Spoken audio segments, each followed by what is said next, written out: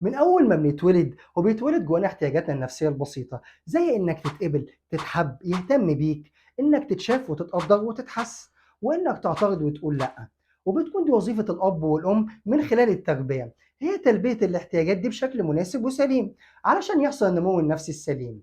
ولكن اللي بيحصل في الغالب عكس كده، الطفل بيكتشف إنه علشان يتم تلبية احتياجاته لازم يكون في مقابل، وإنه لازم يدفع الثمن من أولها كده. أيوه، من وأنت صغير وأنت بتدفع يا حبّة عيني. طَب معيش حاجة عشان أدفعها، يبقى اتقايض يا معلِّم، وكُلّه بحسابه. يعني اسمع الكلام عشان أحبك، اشرب اللبن عشان تبقى شاطر، ما تقولش لأ عشان ربنا يحبك. هنا بقى يتحوّل كل حاجة لمشروطة، يعني الحب مشروط، والاحترام والقبول مشروط، كُلّه بتمنه. طَب لو ما عملتش أنت ونصيبك، تروح النوتي كورنر أو يتزعّق لك أو توصل للضرب وأنت وحظّك. يعمل إيه الطفل الغلبان؟ يوافق ويدفع التمن ويرضى بالمقابل لأنه محتاج. ويبدأ الطفل في سن معين ما يكونش نفسه اللي اتولد بيها، الأبحاث بتقول عادة في سن 5 سنين، ويكون نفسه اللي هم عايزينها، يسمع الكلام وما يقولش لأ. وشوية يدخل في مرحلة ذاكر عشان تجيب الدرجات النهائية وتطلع الأول على الجمهورية في الثانوية العامة، وتدخل طب أو هندسة وتفرح أهلك وجيرانك والمجتمع والناس.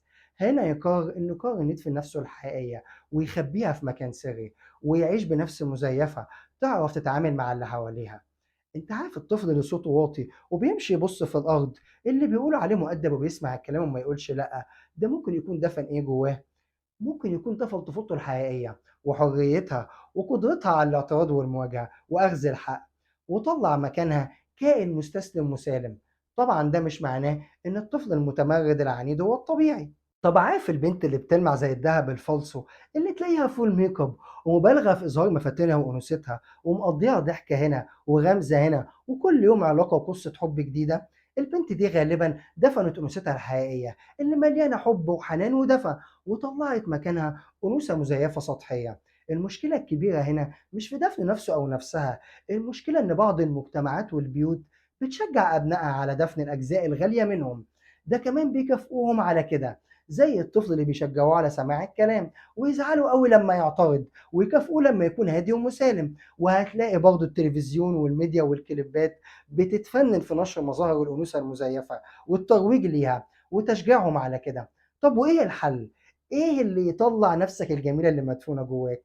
الحل ببساطة زي اللي بوظ الدنيا علاقة هيصلحها علاقة، علاقة حقيقية يوصل لك فيها حب غير مشروط، حب ثابت ما بيتغيرش بتغير المواقف والأحوال، علاقة تحس فيها إنك مقبول كلك على بعضك بضعفك وعجزك وفشلك، علاقة يوصل لك فيها إن اللي قدامك بيهتم بيك أنت، علاقة تحس فيها إنك موجود ومتقدر، علاقة يكون فيها مساحة للحرية مش للتضييق والخناق.